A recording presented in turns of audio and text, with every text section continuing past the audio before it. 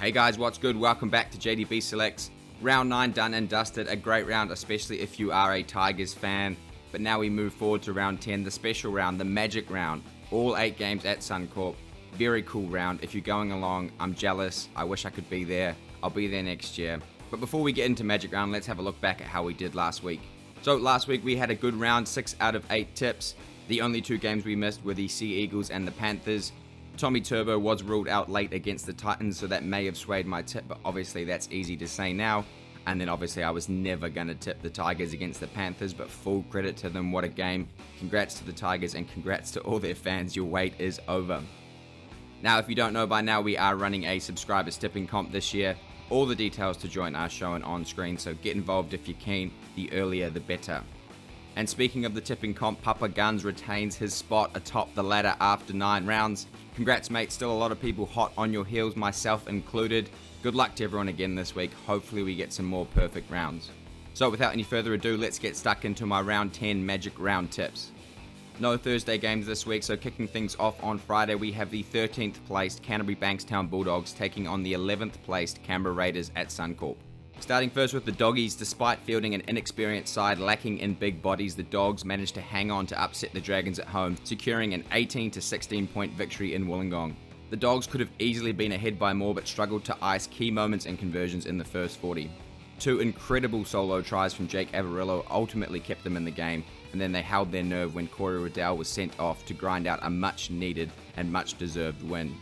And as for the Raiders, they didn't allow Redcliffe a set in the first 10 minutes and flew out to an 18-point lead before botched tries and silly errors allowed the Dolphins back into the game, resulting in a 30-all draw at full time, before Jamal Fogarty slotted his maiden field goal to give the Raiders a 31 to 30 point win. Despite having 10 more sets than the Dolphins and an 88% completion rate, there's still plenty of work for Ricky Stewart and the Raiders. In terms of injuries for the 2 clubs, the Doggies will likely be without Braden Burns and Max King. They'll obviously be monitored this week, but both suffered injuries in last week's game. Still a long way away from Josh Adokar's return, as well as Jacob Carraz and Chris Patola still a few more weeks away. And as for the Raiders, they got through the game against the Dolphins unscathed, so will likely start the same 17. Looking at the 2 sides head-to-head, the Raiders have won 8 of the past 9 games against the Dogs. That also includes 6 straight. The Dogs have also never won in Magic Round and also have lost to the Raiders in Magic Round, 18 points to 20 back in 2001. A tough game to tip to start the round, but I am going to lean the side of the Raiders by 1 to 12 points. With the outs the Dogs have through the middle, the Raiders' big forward pack could easily muscle up on them, target people like Ockenball and people playing out of position, so Raiders 1 to 12 for me. Moving now to the second of the 2 Friday games, we have the 6th placed Manly Sea Eagles taking on the 1st placed Brisbane Broncos. Manly's poor record against the Titans and when Tommy Turbo is out continues, going down at home to the Gold Coast Titans 26 points to 10. Manly lacked any real threat in attack with both Turbo and Schuster sidelined, but the damage was done through the middle with the Titans' big forwards steamrolling the Sea Eagles pack, who are normally the ones dishing it out. Despite trailing for the entire game, a 40-20 from DCE leading to a try from Sean Kepi gave Manly a sniff of a comeback, but after the Titans blew a 26-point lead the week prior, they were never going to let that happen again. And as for Brisbane, despite missing 2 of their best players, the Broncos fought hard against South Sydney in the first half, going to the break behind by just 6 points, before an early second half try from Latrell Mitchell opened the floodgates and saw Brisbane fold 32 points to 6. Adam Reynolds was at his gritty best against his former club as to be expected, but they were clearly missing the X factor of both Payne Haas through the middle and Ezra Mam on the edges. And speaking of Mam and Haas, they will both be back in action this week after serving their 1-game suspension. Corey Oates will be out with a knee injury and isn't expected back until round 12. And as for the Sea Eagles, they'll be hoping that Tommy Turbo is fit to play. He is expected back this week following that groin injury. And as for the Sea Eagles, they'll be crossing their fingers and crossing their toes that Tommy Turbo gets over that groin niggle and can play against the Broncos this week. Schuster, however, is still a couple weeks away with that quad niggle. Looking at the 2 sides head-to-head, these 2 sides have faced each other in every Magic Round since it began back in 2019, with the Broncos winning 2 out of 3.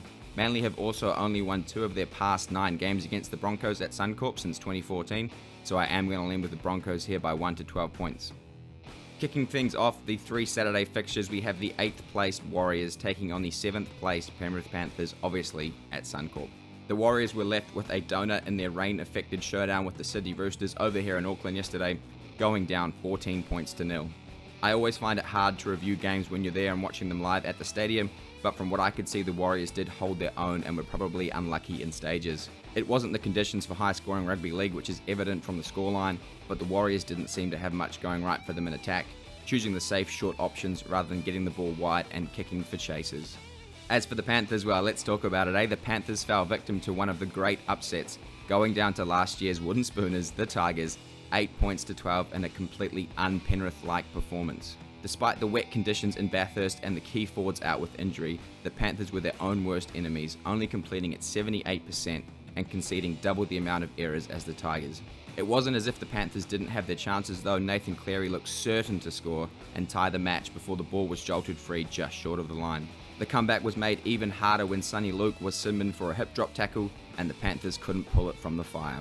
Questions will no doubt be asked over Jerome Luai's performances, especially with Origin just around the corner and Nico Hines' run of form. Let me know in the comments who you'd be picking, Luai or Hines as your Blues number 6. Now, in terms of injuries, Chance Nickel-Klokstad will be back in action for the Warriors this week following the head knock he sustained. However, Tohu Harris, Mitch Barnett and Jazz Tavanga will likely still miss it. Good news for the Panthers this week is James Fisher-Harris is expected to be named to play. However, they will still be without Liam Martin, Isaac Tago, Taylor May and Matt Eisenhuth. Looking at the two sides head-to-head, the Panthers have won 7 of the past 8 games against the Warriors. That includes 6 straight. The Panthers have also won 11 of their past 12 games at Suncorp and have never lost to the Warriors in Brisbane.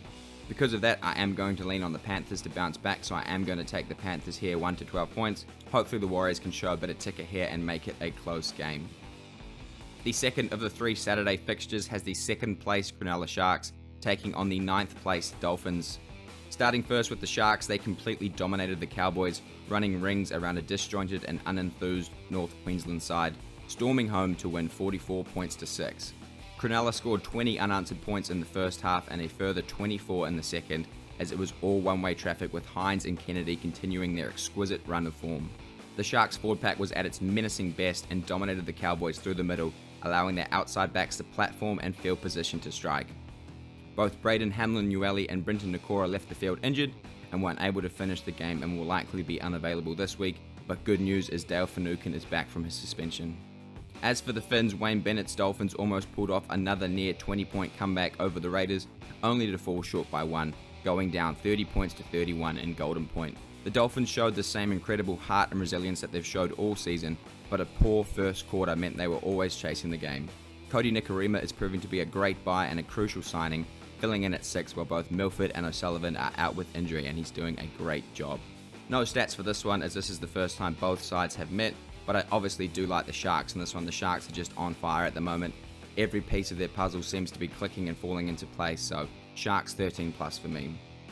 And the final game on Saturday is a cracker, the 4th placed Melbourne Storm taking on the 3rd placed South Sydney Rabbitohs. Starting first with the Storm, they enjoyed the bye last week but managed to continue their Anzac Day dominance over the Warriors, coming from behind to win 30 points to 22. The Storm were out-enthused early before the injection of Nelson Asafa-Solomona off the bench made an immediate impact and turned the tide in Melbourne's favour. Despite the Warriors being left with no players on their bench, the Storm did what they've done so well for so many years, staying in the fight, doing the little things right and eventually making their opponents pay on attack. And as for the Rabbitohs, South Sydney had to grind their way through a back and forward first half against the Broncos before storming home in the second half to win convincingly, 32 points to 6. It was a draining arm wrestle in the first 40 with both sides threatening an attack and defending staunchly, with just 6 points the difference between them at half-time. Straight after the break, the Bunnies scored early through Latrell and didn't look back, running in 20 unanswered points to win comfortably. Campbell Graham continued to push his case for an Origin jersey with another hat-trick, and based on his form, it would be hard to deny him. Looking at the two sides head-to-head, Melbourne have won 27 of the past 13 games against South Sydney.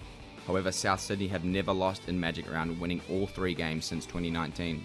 Geez, this is a tough one to tip. Obviously, the Storm have a great record over the Bunnies, and they are also coming off the bye, but I am going to back South Sydney here 1 to 12. It really could go either way, but I think South Sydney have their tails up at the moment and should be able to get just their 7th ever win against the Storm. Kicking off the action on Sunday, we have the 17th placed West Tigers taking on the 15th placed St. George Illawarra Dragons. Starting first with the Tigers, there's already been some amazing upsets this season, like the Dolphins beating the Roosters back in round 1, the The Raiders besting the Broncos, but none come close to the Tigers breaking a 273-day losing streak against the two-time defending premiers in trying conditions. Luke Brooks had his best performance in years, leading an inspired Tigers side to a 12-8 point win. Despite the torrential rain, West were outstanding, completing at 90% and showed a ton of defensive resolve to hold out the ever-dangerous Panthers. Api Coruscant was a standout against his former club, but important 40-20s at key stages of the game from Luke Brooks allowed the Tigers to build pressure and eventually break Penrith's normally impenetrable defence. Also got to give a massive rap to Jareem Buller, who at just 21 years of age and in just his second first grade game was rock solid. No doubt this will massively lift the confidence and morale of the Tigers. Could this be the turning point for their season? I guess we will find out. And as for the Dragons, the St George side on Sunday looked a far cry from the one that lost to the Roosters by 1 the week prior, going down to the Dogs 16 points to 18. The Dragons had their nose in front of Canterbury in most of the key stats, including a better completion rate, half the amount of missed tackles and an 8-13 error count, but couldn't offer anything in attack, which is worrying signs. The Dragons are dealing with a lot of injuries at the moment, with Makele Ravalawa not due back until round 11, Jaden Sewer is still out until round 12, and Francis Molo is still suspended until round 13. Looking at the two sides head to head, there are no clear stats, with both sides enjoying success over the other in recent times. The Dragons have, however, never won in Magic Round and have lost their last 6 games at Suncorp. So because of that and because of the way the Tigers played last week, I'm going to be brave.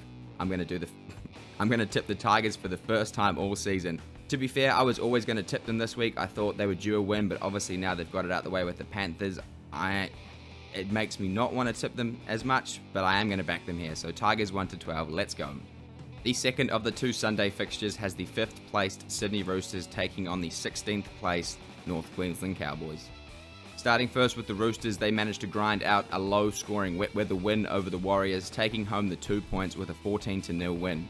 The horrid weather conditions meant that both sides played fairly conservative football, but the Roosters were able to make the Warriors pay on just 2 occasions, which was all they needed. Concerns though for Brandon Smith, who left the field early and was transported to hospital in a neck brace after reporting neck pain. The Roosters also lost Paul Momirovski, who suffered ligament damage to his shoulder and will need scans to determine the severity. And as for the Cowboys were simply outclassed, out-enthused and out-muscled by the Cronulla Sharks, going down 44 points to 6. It was all one-way traffic, with the Sharks running in 20 unanswered points before a try from Kyle Felt just before halftime gave North Queensland a slight glimmer of hope. However, that hope was quickly extinguished as the Cowboys were unable to trouble the scorers in the second half, conceding a further 24 points and spending almost a quarter of the game down a man, with both Cohen Hess and Jeremiah Nana spending time in the sin bin. It's desperate times for the Cowboys, with not a single forward managing to notch up 100 run meters, and their chances of turning it around are even harder, with Jeremiah Nana suspended for 4 games and Tom Chester out with an ACL injury. In terms of the injury toll, so Jared Waerea-Hargreaves was rested against the Warriors last week, but will be back for this one. Tupou was obviously still out with a hamstring injury, and we've touched on Brandon Smith and Paul Momirovski. As for the Cowboys, Chad Townsend suffered a calf niggle against the Sharks and was taken off early, so he is still to be confirmed. Obviously, Tom Chester is out with a knee injury. Tamalolo isn't expected back until round 13 or 14, and Jeremiah Nana is suspended until round 14. Looking at the two sides head-to-head, the Roosters have won 6 of the past 7 games against the Cowboys. That includes 5 straight. The Roosters have also never lost in Magic Round, which includes a 30-16 point win over the Cowboys back in 2021. So, fairly clear what I'm going to do here. I'm going to back the Roosters home by 13+. I think that should be far too strong for a pretty abysmal Cowboys outfit. And the final game of Magic Round, Round 10, we have the 10th placed Gold Coast Titans taking on the 12th placed Manly Sea Eagles. Starting first with the Gold Coast, after last week's record equaling loss to the Dolphins, many people had drawn a line through the Titans, but they showed that they're not to be counted out, beating Manly at Brookie 26 points to 10. The Titans forward pack completely dominated Manly's middles and allowed Foran, Brimson and Campbell a clean platform to make the Sea Eagles pay. Dave Fifita had his best game of the season alongside Mo Fotuaika, who ran for over 200 metres. I've said it before and I'll say it again, I really like what I'm seeing from the Titans this year. The addition of Foran has given the side some much needed direction, and their forward pack can match it with the best of them on their day. But the one thing they need to do is shore up the defence, and I think if the Titans can do that, I think they can really challenge for the top 8 this year, as they are a side with plenty of points in them. And as for the Eels, Parramatta hit the ground running early against the Knights, scoring in the first minute through Dylan Brown and never looked back. running in 7 tries to 2 to secure a 23-12 point victory. Despite leading 30 points to 6 at the break, the Eels were far from clinical, only completing at 66% for the match and leaving plenty more points out there, but it didn't matter as the Knights were woeful and couldn't offer any resistance. Shoutouts for the Eels with Jermaine Hopgood, Paulo and Brown, who finally put a stamp on the contest, and of course Clint Gutherson, who scored his first career hat-trick. Looking at the two sides head-to-head, Parramatta have won 7 straight against the Titans. This is another tough game to finish the round. I think with AJ Brimson under an injury cloud for the Titans, you have to lean the side of Parramatta. Also, Foran was the walking wounded against the Sea Eagles, so if he's unable to play or he goes down mid-game, that to me is a big loss. So I am going to go with the safe pick, the favourite, the Eels by 1 to 12 points. But again, I would not be surprised if the Titans pull off another great upset. And just like that, we're done for another week. Here are my round 10, my magic round tips. Raiders, Broncos, Panthers 1 to 12, the Sharks 13 plus, Bunnies, Tigers 1 to 12, Roosters 13 plus, and the Eels 1 to 12 points. Thanks as always for watching. Let me know who you're tipping in the comments below. Let me know if you're going to Magic Round 2. I'm very jealous. Enjoy it, be safe, have fun, and we'll see you in the next video.